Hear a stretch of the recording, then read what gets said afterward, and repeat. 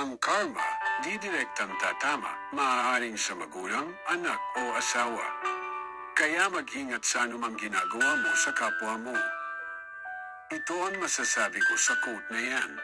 Isipin mo kahugot, halimbawa, may nagawa kang hindi maganda sa kapwa mo.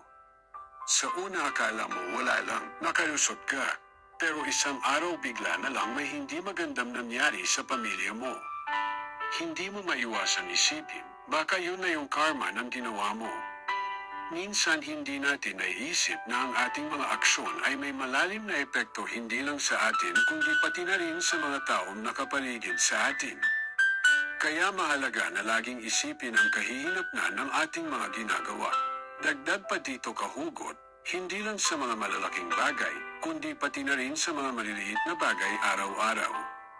Yung simpleng pagiging mabuti sa kapwa, pagiging tapat, at pagtulong sa nangangailangan, malaki ang magiging epekto nito hindi lang sa buhay mo kundi pati na rin sa mga mahal mo sa buhay.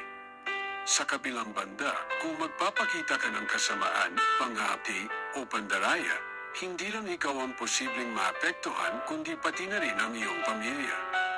Hindi ito tungkol sa pananakot, pero isang paalala na lahat tayo ay konektado at ang ating mga aksyon ay may kaukulang bunga.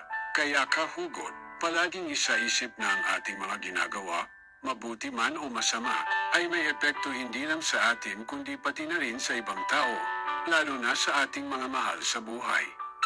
Maging maingat tayo sa ating mga desisyon at aksyon. Lagi nating piliin ang tama at mabuti, hindi lang para sa ating sarili kundi para na rin sa kabutihan ng ating pamilya at kapwa.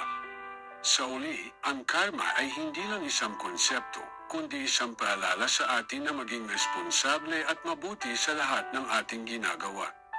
Tandaan, ang kabutihan at kasamaan ay parang boomerang, babalik at babalik ito sa pinanggalingan. Salamat sa patuloy na panonood at sana'y meron kang natutunan. Ako si Boy Hugot, ang biyahirong tagapayo at hugotero.